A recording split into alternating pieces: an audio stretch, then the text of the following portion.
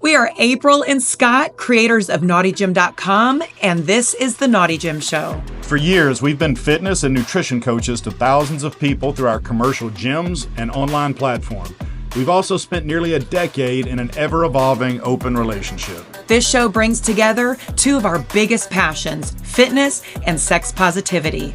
Our mission is to maximize the physical and mental health of anyone brave enough to explore relationship structures that run counter to societal norms. We have demolished our old ways of thinking about relationships, and from that rubble, built a life full of happiness, adventure, and vitality.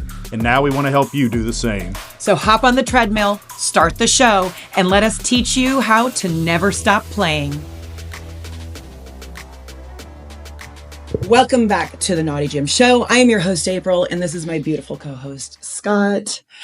And today, I know I usually have something smart ass to say, but I couldn't think of anything this morning. That's two in a row. I know. Starting to get better. Disappointed. Today, we are sitting down with Ashley Manta. She is a badass writer, a sex educator, our friend, the cannabis and intimacy expert, and she did a recent piece on her Substack about body weight, body image, weight stigma, visibility, and I'm not going to lie, it hit Scott and I both pretty hard. We read it over and over. I even get shaky just talking about it. But welcome, Ashley. I cannot wait to just dig into this with you. How are you doing today? I'm so good. Hi, Scott and April, my favorite humans. That's mostly me, though. Like, I'm one, she's two, kind of.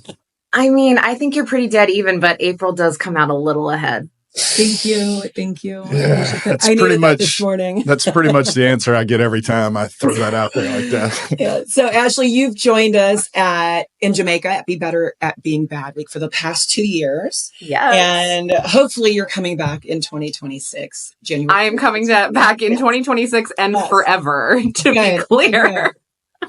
You just have so much to teach, so much to share, and such an amazing story and background. You're an amazing educator. So super grateful to have you here today. One thing real quick before we get started, we're running in our Naughty Gym platform, a Bright Spots Challenge this week. And so that's just kind of where we highlight what went well in our day or in our past week, just to kind of change the narrative in our head to focus on the positive. So let me ask you, what is your bright spot this week? Well, it's Masturbation May. So I would say my bright spot this week is masturbating every single day. Okay. Manually, or do you use a toy? I do it manually, actually. About 1.5 years ago, I was like, what would happen if I just let my vibrator sit to the side? I have a million of them. I'm very pro sex toy, but I was like, let me just see. And I have really loved going manual. I end up lasting longer. I have more orgasms. I feel more in touch with my body, being able to feel every sensation and to be able to vary the pressure in exactly the way I want it. Yeah. It's funny. I asked April that question. Literally this week we went for a walk. So I have a womanizer and the battery keeps draining. And so I'll get near orgasm and then it dies. So I just throw it across the room and stop. Yeah. And he was like, well, what did you do before? And I'm like, well, I would just use my hand. And I'm like, I feel like I would get carpal tunnel now if I tried to use my hand because I'm so used to the toys. But I may need to just go back to the OG, right? Yeah. Get in touch with my own body. I tend to go a lot slower when I'm just using my hand. Instead of that, sort of frenzied mosquito itching that we see when we're on dates with random heterosexual men, that. Mosquito itching. I do those nice slow circles and I let it build and I give it a lot of time. Whereas with a vibrator, I can get myself off in less than 2 minutes. But for sure. Well, in most using my hand, it takes a while. So I kind of go really slow and rev it up slowly. And I wonder if we kind of numb ourselves because I can't, with my womanizer, literally 90 seconds, right? And then I'm ready for a nap, or usually I'm doing it to kind of self-soothe. But I wonder if we kind of numb ourselves to the natural sensation and kind of get codependent on these toys. One of the prevailing myths about vibrators is they sort of desensitize you or you get kind of hooked on them and you can't come any other way. And the truth is all you have to do is not use a vibrator for a couple of days and all of your sensations will go right back. You just get used to a certain kind of sensation, much like if you ate the same food every day and then suddenly you changed it to something else. You might be like, my taste buds are a little bit confused right now, but oh, okay, this is fine. Okay, well, I'm committing. It's my birthday month also, so I'm going to commit the rest of the month. I'm just going to use my hand. Cheers to that. I like it. All right. That's your bright spot? That's my bright spot. Okay. What's your bright spot? I'm just going to use my hand as well. I appreciate that. No, my bright spot has been, I'm focused on one singular thing. And this is monumental for me. I have now gone I have gone 5 days without touching a drop of diet soda. Diet Dr. Pepper specifically. Yeah, well, but it's any of it. Yeah. If I don't have Diet Dr. Pepper, any diet soda works. And that's been years since I have gone even a day without a diet soda. And this is like a 2 to 3 2-liter addiction a day. It is not this. You keep raising that number. It's like a 22 liter.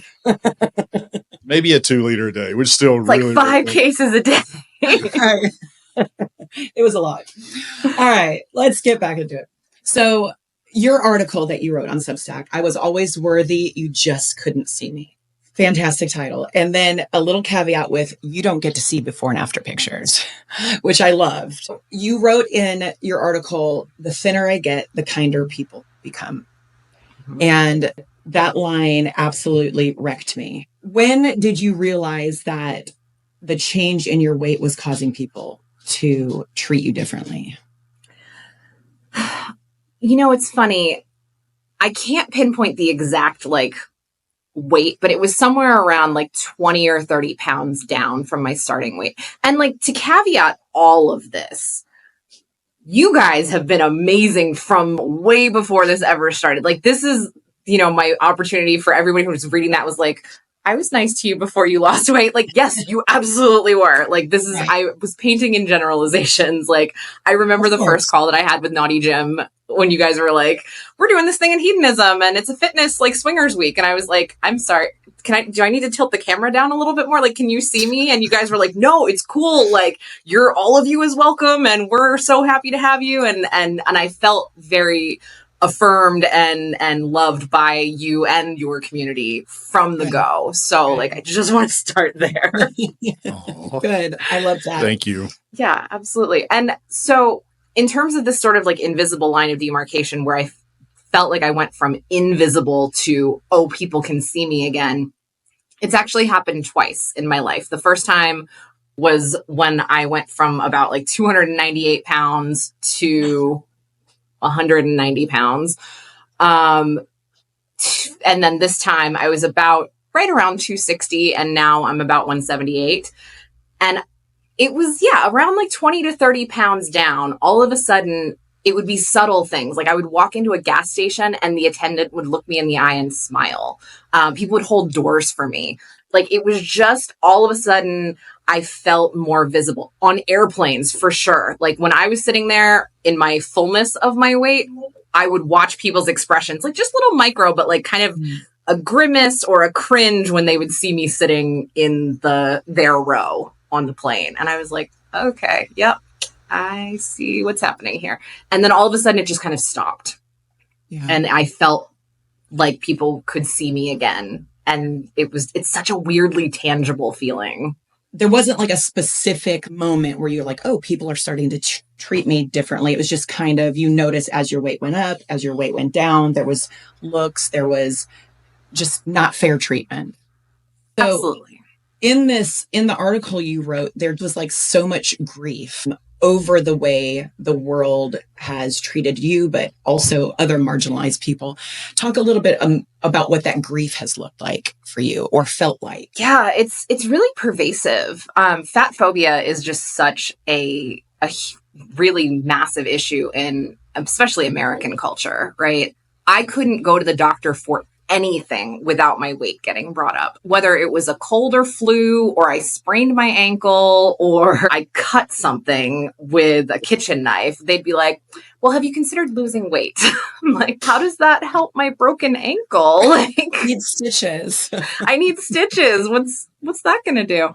So that was always really troubling. And the kinds of recommendations they would make, either just the very generic, diet and exercise. I'm if strictly diet and exercise worked, they would have worked my whole life, because I have been mindful about eating, maybe less so about movement, but that's not the problem. It was just so hard to watch my professional opportunities kind of dry up as my weight rose, and to be in the midst of actual grief. Like, my very close friend passed away a few years ago, and so I was grieving that. I was in a really toxic, emotionally abusive relationship, and that wreaked havoc on my body. It was COVID and nobody was going outside. So like, I had lost a bunch of weight and then I put on a bunch of weight back, which is also very common for people who lose. Like, there tends to be this sort of yo-yo effect, which they say is actually worse than like either staying fat or staying thin. Like, going back and forth tends to be like not awesome on your body.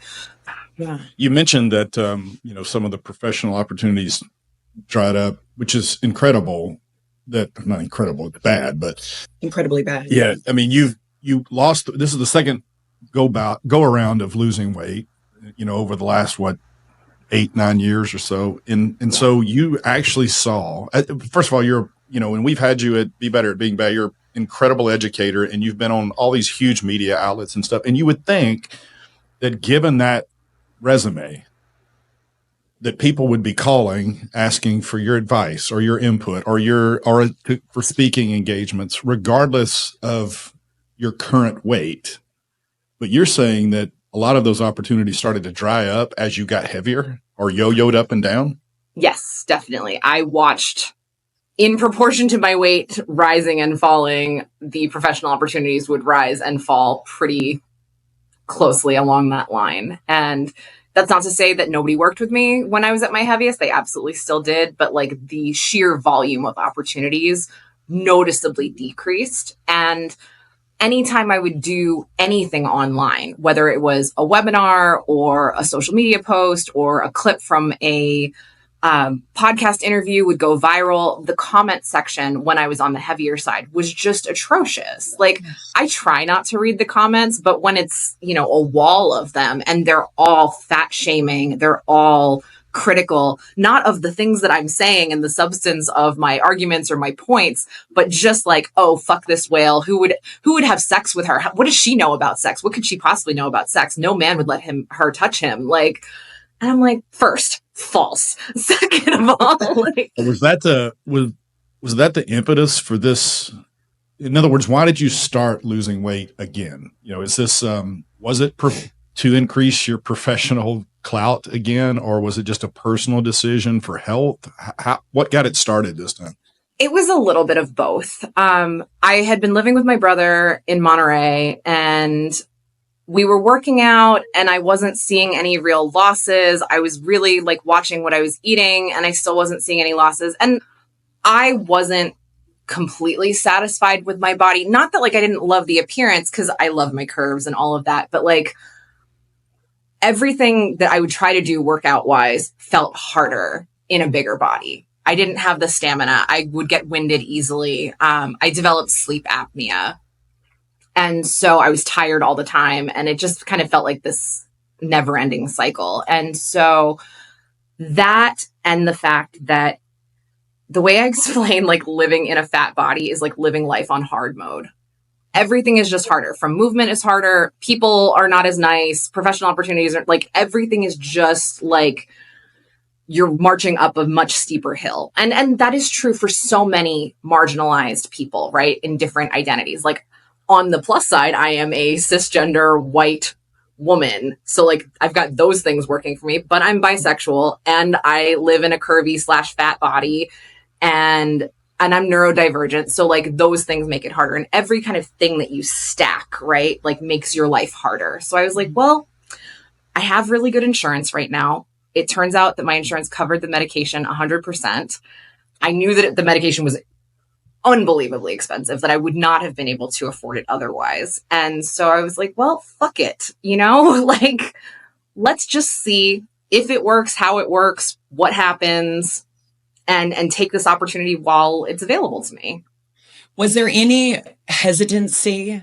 Because there's so much, especially on social media now, so much back and forth, and almost like if you're losing weight because of GLP-1s, it's not as legit, or there's, what I'm talking about, that controversy. Yes. And as a fitness, in the health and fitness industry, and I myself have been plus size. At my heaviest, I was 224. I've struggled with disordered eating.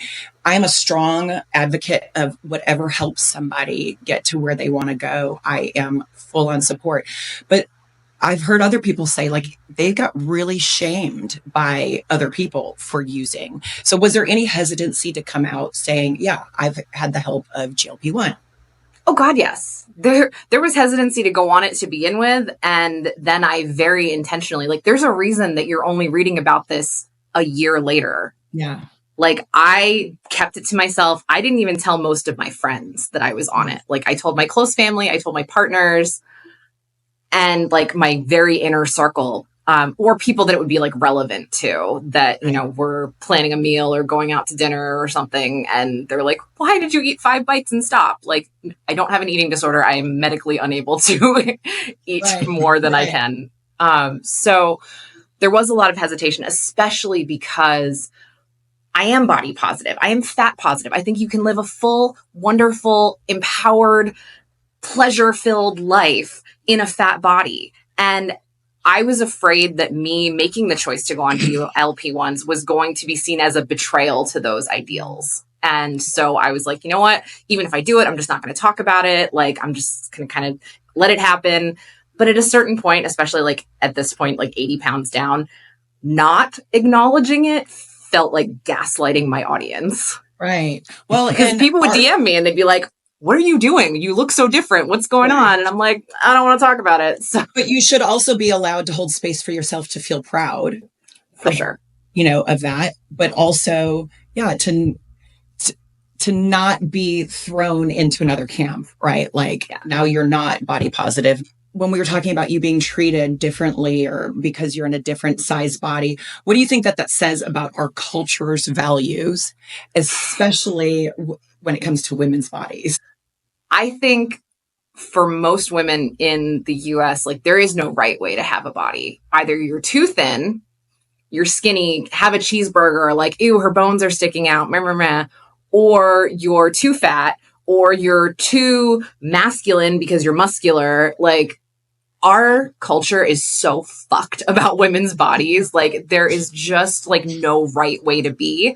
So ultimately, I think what we as women need to do is to just do what feels best for us and like fuck them. Except don't fuck them. Don't fuck people and make you feel bad about your body. Like, right. Women need to stay together. And I agree. We need to do what's best for our bodies while also supporting what somebody else wants to do with their body. Yes. Instead of, like you said, oh, you're too thin. And I've had women make comments like that to me, especially. In fact, recently someone told me that I was getting too skinny. And I was like, where did that come from? And why? Why is it okay for you to comment on another woman's body like that? I'm proud of you.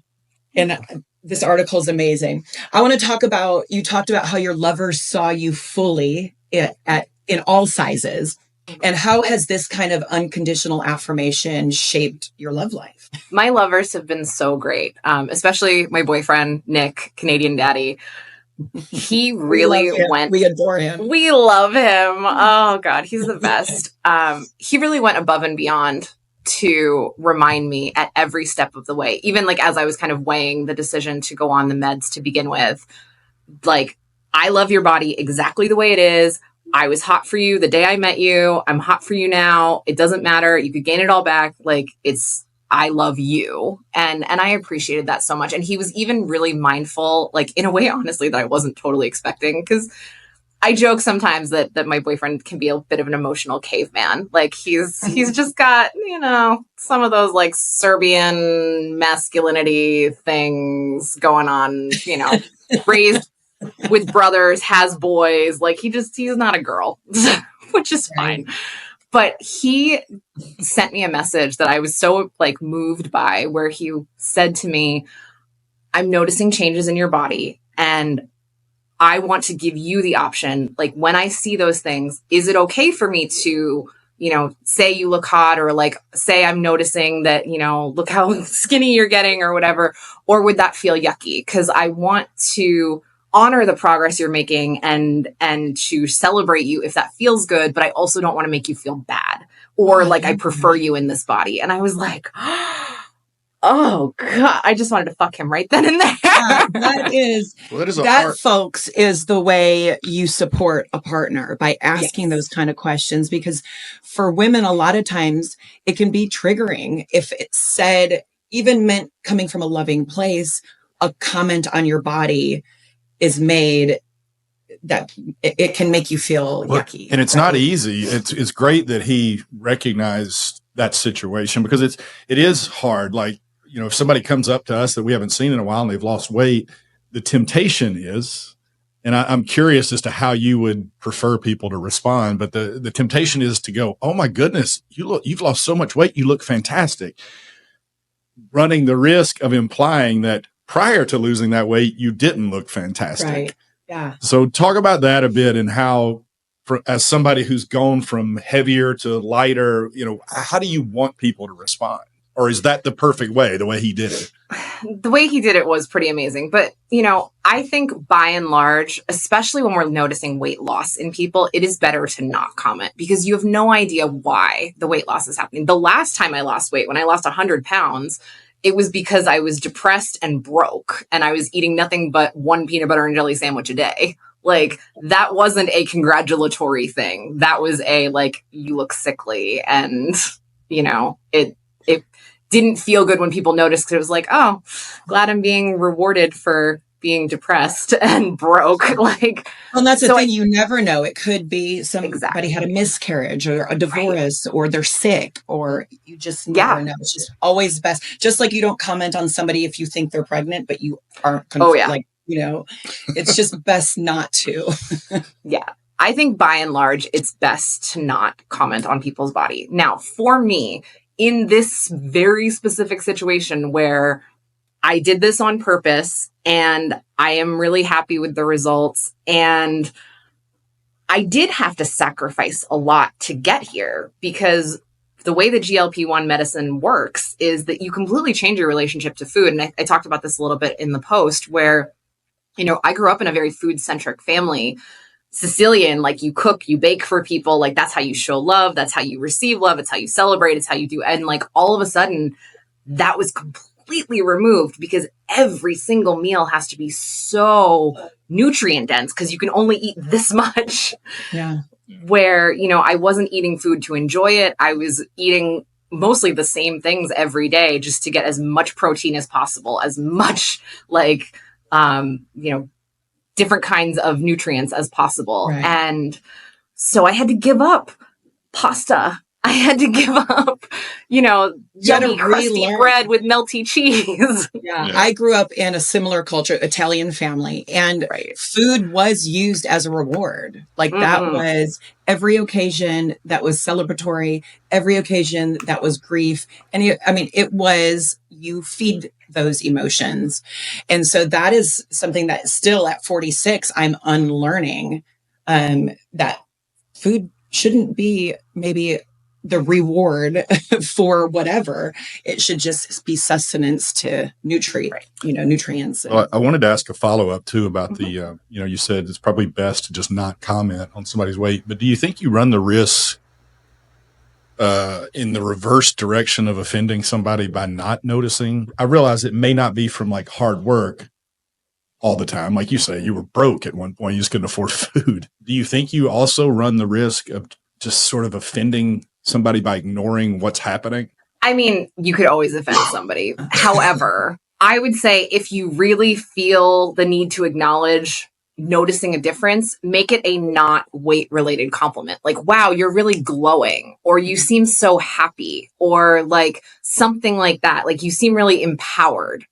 That is a completely non-weight related compliment that may, you know, correlate strongly with the weight loss, depending on the person, certainly for me. But it's not as like, wow, you look great, you lost weight, because that's a very like direct line. Yeah. And also, I think you have to ask yourself the question, why? Why do I need to know this or comment on this? What is it is it going to benefit me, or is it going to benefit them? And if you're close enough with the person, then have conversations around it, you know, instead of making the comments. I want to talk a little bit, and you alluded to this a little bit with, and I'm not saying that Canadian Daddy is it has toxic masculinity, but I know growing up in an Italian family with 5 Italian brothers, and I have 3 boys of my own, unearthing some toxic masculinity has been a project. First of all, how would you define toxic masculinity? Because Scott and I have had this conversation about our definitions of it. Yeah. Oh, toxic masculinity. It is the box that is given to men, assigned male at birth humans, that is a socialization that restricts and limits and like very specifically describes what a man is.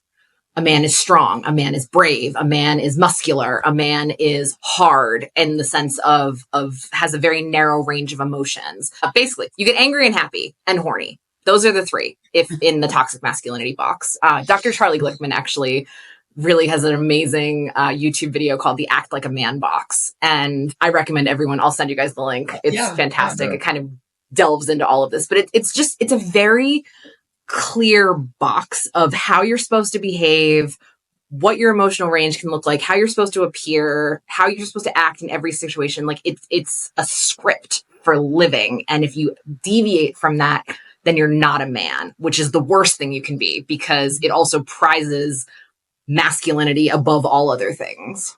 Right. Yeah. That's a great definition. Better than what mine was, I think.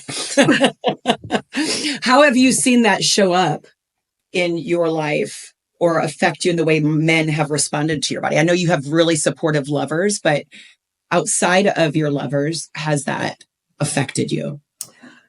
I have seen it show up in sexual entitlement a lot of times, where on a first date, if intimacy happens, like I watch a man go from like, oh my God, you're so beautiful. Oh my God, you're so smart, to wanting to choke me and tell me I'm a dirty fucking whore without like conversation. And like, that's a thing I like, or that's a thing I'm into. And with choking, especially, and this is a separate Substack post, but like, there's no safe way to choke someone. Like medically, we've done the research. It actually causes brain damage if you are putting pressure on the neck, especially the carotid. Like, it's so dangerous. And this toxic masculinity thing, largely fueled by porn, where there's a lot of misogyny and, quite frankly, abuse depicted in porn, because that's what gets men off, the men that it does. Right. And so it's just like these repetition of patterns and modeling. And I'm seeing it all over the place, even in like kind of subtle ways, where a guy's like, oh, I have to pay for dinner. I'm like, do you? Like, why don't you have a conversation about who pays for dinner instead of like sitting there, you know, kind of arms folded, resentful, or being like, well, I bought dinner, so now you need to give me a blowjob. Yeah. So many jokes I want to make, but then I don't want to come off sounding toxically masculine. Yeah. Well, and you kind of add, because I was going to go into in your work with sexuality, how do you navigate conversations with men around entitlement, domination, and control? And you just nailed it, especially though when it's cloaked in kink, right? Yes. Where they feel like they have to be the dominant ones because they're the man and this is what the man does. Well, and that they don't understand what actual dominance is, because true dominance in the actual kink educated, you know, nuanced version of it, not just I like rough sex, is a very caring, supportive role of the submissive. Your job as a dominant is to create a container for your submissive to be able to surrender in complete safety, knowing that you really care about their experience. That is not what we are seeing in the dating pool, where guys think that being dominant means I'm going to throat fuck you, choke you, slap you, spit in your face, and call you a fucking whore. Like, that's not dominance. That is rough sex and sometimes abuse. Yeah. Yeah. Sometimes it seems like guys want to be dominant as a vehicle for their douchebaggery. That is exactly right, Scott. Little container. and that comes off to them and look, I think it's important to note that toxic masculinity is not a negative view of masculinity in general. It is a view of the masculinity that we all hate. I don't even know how to describe it, but it's like you can smell it when you get near it, and it's hard. It's like the Supreme Court judge that said, I can't define porn, but I know when I see it. Yeah. It's hard to describe toxically masculine guys, but we all recognize it when we see it. It's the guy at the pool who is talking negative or is constantly using innuendos about the looks and sexual vibe of the women around him. And, oh, I can make you squirt. If you say you think you can't squirt, I can make you squirt. Yeah. It's I just, hate there's that. something cringy, and we can all see it, but it is hard to describe it. Well, yeah, I mean, any guy that identifies as an alpha that's always a red flag for me. absolutely. Also, Joe Rogan listeners, but that's another story. That's true. Well, I go to the local gym here, and it's just baffled me at the men who think I owe it to them to talk to them. Yes. I mean, I had a guy come up when I had my earbuds in, and I was intentionally ignoring him because I could feel him circling. And he came up and he kicked my dumbbell. And I looked up and he goes, "I thought that would get your attention." And I'm like, what is it that makes you think I owe it to you to acknowledge you or talk to you? Like, it's baffling to me, though, that there's people walking around in this world that think they are entitled to that attention. Yeah, there's nothing more cowardly or less manly than a man who feels like he has to act manly. Yes. I don't want to say that there's a right way to act manly there, because I don't believe that. It's just, but those guys when you meet them, like they're so pro masculinity. They're so like, you need to be taking control. And I don't know. It's just frustrating talking to people. Well, and that's why people like you and Canadian Daddy who ask thoughtful questions, because they care and are also self-aware that they were raised in a society that is pushing this toxic masculinity, and they don't want to give in to that. They want to change that and be a support for strong women. Yes, being supportive of strong women is a really good green flag. Someone who's really committed to integrity, who's really committed to kindness and compassion. And I read a thing on Instagram today that like, only respecting women that you find attractive is not respecting women. And I was like, ooh, yep, that's a thing. Good. Well, you wrote in that article, I quote you, "You are allowed to make choices that reduce your suffering, even in an unjust system." So that's a really powerful permission slip. Can you talk a little bit more about that? Yeah, absolutely. Because the thing I want to own in all of this is the benefits that I'm experiencing now, having lost the weight, are directly because of fat phobia in our society. And like, even the moments where like I'm getting more attention from people that I'm interested in, or I like the way my clothes fit, like that is all so deeply rooted in the fat phobic world that we live in and the culture that we were all raised in. And what I have internalized, that like, I like my body better when it's smaller. That's because in the way that I was raised and the living in LA for 10 years, it's really hard to see fatter bodies as attractive as smaller bodies. And I'm still unpacking and unlearning that. So like, I wanted to be so careful with this piece. The reason I didn't put before and after pictures is because it's not that I'm better now. It's not that my body is better or I'm more worthy now. It's just, I feel like this version of my body is more aligned internally with who I am. Like it feels like the outside is reflecting the inside, that I didn't feel either at 132 pounds or at 298 pounds. Like this feels the most like me that I felt in my life. And so I want to just really honor people wherever they are and whatever they feel like they need to do to survive in this wildly fucked up dystopian patriarchy that we're living in. Do that for yourself. Yeah, I want to talk a little bit more about fat phobia and how it shows up it can show up in small, subtle ways, even like you were talking about in our own internal dialogue, that narrative that we're constantly feeding ourselves and trying to break. What are some ways that, first of all, we can bring some more self-awareness to ourselves if we are maybe not realizing that we have a little bit of that fat phobia? What are some things we can do about it? I mean, certainly what I see a lot in the fitness world, but also like just in kind of gym culture broadly, is this idea that like I have to pay penance for eating by working out. So, I had a cheeseburger, I had a milkshake, or even I just had a very filling meal. Oh man, I got to go walk this off, or, oh, going to pay for that in the gym later. Like those just little subtle things that the subtext to that is, I can't just enjoy this meal for what it was. I now have to do penance for enjoying it. Like those are the things we can watch out for. When our first thought when we see that someone has lost weight is, oh, they look great, they must have lost weight. That's the moment to catch yourself and go, why do I think that? Why is that the first thought that I have, and not, I wonder if they're okay.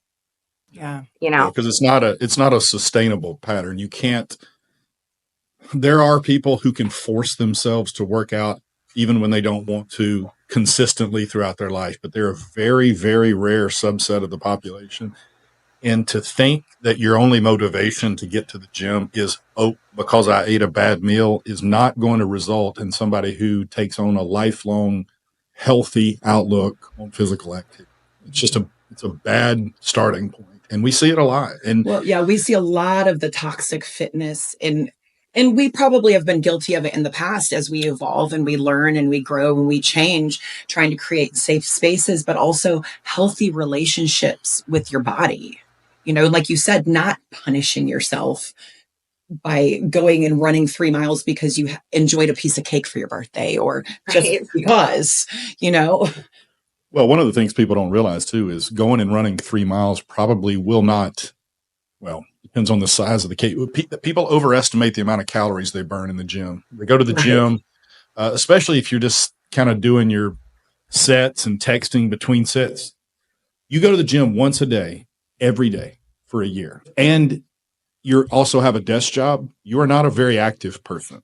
If your day consists of sitting behind my desk and then getting up from 4 p.m. to 5 p.m. and going to the gym and then coming back and sitting at your desk, you're not active. You're very inactive. You just think that because going to the gym, you're active. The catch is when you go to that gym for an hour, at best, you might be burning 500 calories. I don't care what that treadmill you're on says. And really, you burn way more calories in being active throughout the day than you can ever burn in the gym. I mean, unless you're some extreme endurance athlete or something. So it's much more important for us to be very active throughout the day. I would rather have somebody who is taking, several walks throughout the day and works construction and eats well over a person that has a desk job, eats moderately well, and works out for an hour each day. But also, like I tell my clients, if all you did today was park a little bit further from the grocery store and took a long walk, I'm so happy.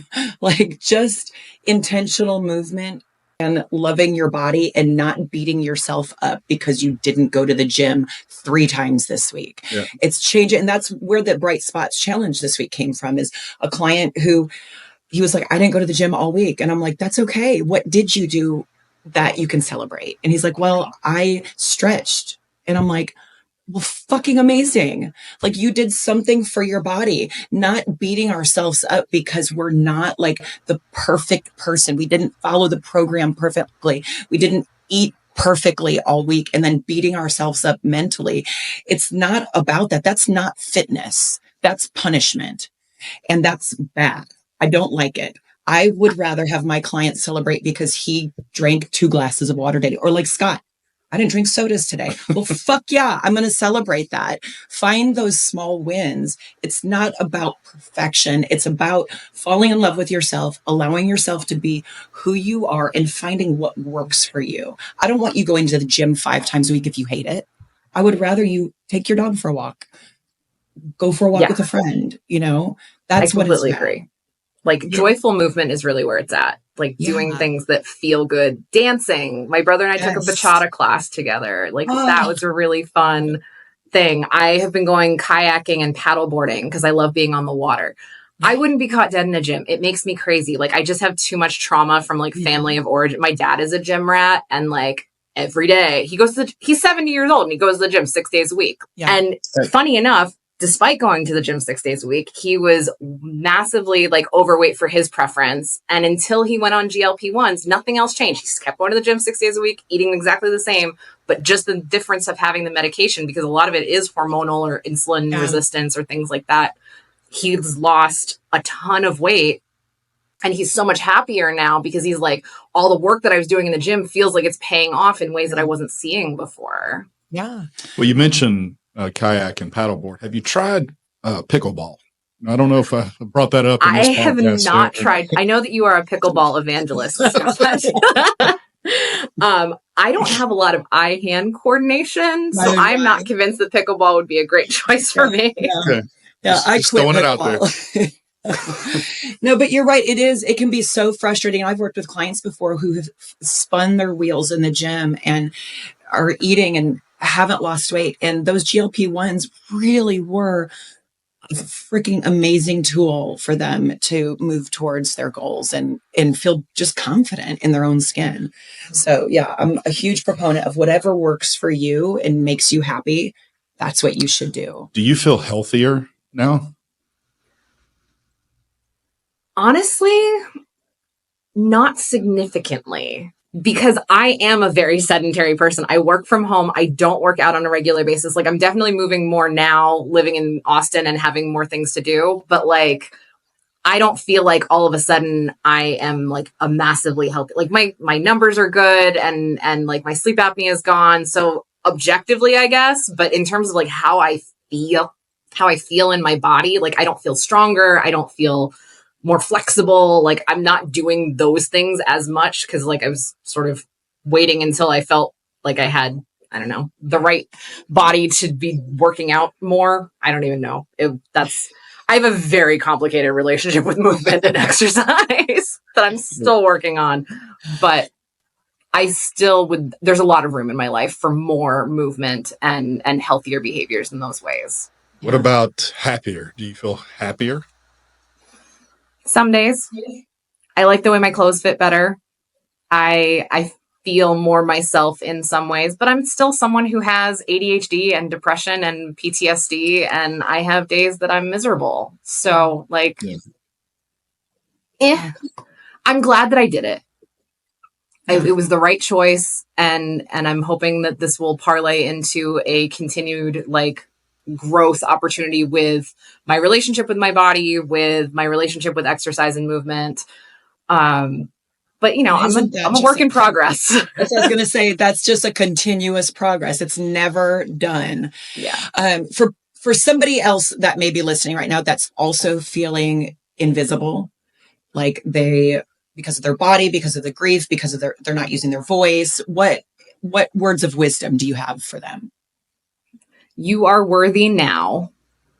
And no amount of weight loss is going to convince you that you're worthy. Like that's internal work that has to be done. And that's the work I've been trying to do as this has been going on. Yeah. And so we have these ideas of like, if we look a certain way, if we make a certain amount of money, if our lives, you know, take these specific paths, then we'll be happy. And that's not how it works. Like you have to figure out what actually feeds you and what makes you look in the mirror and go, I like who I see. I like who I am in the world. I feel like I'm kind and I have integrity. Those are the things you should be chasing more so than the big, you know, salary or the perfect body or whatever, the partner that's going to save you from loneliness. Like it's an inside job. Yeah. Do you have a goal or goals? Like where is this journey headed ideally? Or do you think about it that way? I don't actually think I didn't pick like a goal weight. Like sort of tentatively, I wanted to be under 200 pounds, but that was really literally just for like, again, that kind of internalized fat phobia of this idea that that's where I should be. But no, I don't have a specific goal in mind. I just want to be in a more mindful relationship with my body. That's the goal. Yeah, I love that. And that should be the goal, right? That mindfulness and self-awareness, that's where your worth comes from. So, all right, where can people learn more about your work? Where can they see you? Where can they read your writings? Tell us all of the details. Well, you can find my Substack, where I have been writing quite a bit, at ashleymanta.substack.com. You can find my website, which is sort of the portal to all the things, at just ashleymanta.com. I'm on Instagram at CannaSexual. I offer sex and relationship coaching. That is like my primary bread and butter. And I do have some availability in my client roster for new clients. I work primarily with women and couples of any gender configuration. And I'm teaching at Be Better at Being Bad in January. So you can find me there. You'll also be on a Desire cruise, right? When is that? I will be on a Desire cruise in September, the cruise out of Athens. And I'm really, really excited about that. I believe there are still spots available on the cruise if you're interested.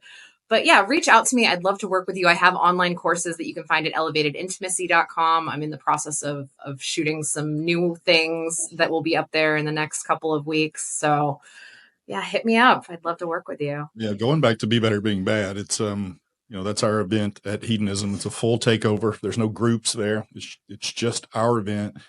And it's a great way, we think, for people who are maybe newer into the lifestyle to get into that environment and be surrounded by world-class educators like Ashley, and to still have that party and sexy environment, but to also learn some new tools that will help you going forward, navigate that, the complex world of non-monogamy. Yeah. In a very safe space. Yes. Yeah. Yeah. And so we've always felt honored that you and some of the other educators have shared your time with us for a week, because we don't feel like we're capable of maybe providing that type of education. Not on our own anyways. That's why we bring in the experts like Ashley. So yeah, so we are, you can book Be Better at Being Bad at hedonism.com. It's January 3rd through the 10th of 2026. And Ashley will be joining us there as well. And now we're not going to say goodbye to Ashley yet, because we're going to do a little between the sheets with Ashley. But this segment is only for our paying members in our Naughty Gym platform. So if you're not a member, go to naughtygym.com and you can sign up, and you'll get to hear some more maybe salacious stories from Ashley coming up here in just a few minutes. And if you're new to the Naughty Gym community and don't know what that is, what our platform is, we do, it's an online private platform where we provide daily workouts, nutritional advice. We have weekly live sessions with our members where we talk about things health related or non-monogamy related. So it's just a wonderful community of sex positive people. And you just so happen to get all your fitness needs met as well in that one spot. So, yeah. So we're not going to say goodbye for now, because we're going to see Ashley in just a minute, but we are going to remind you to never stop playing.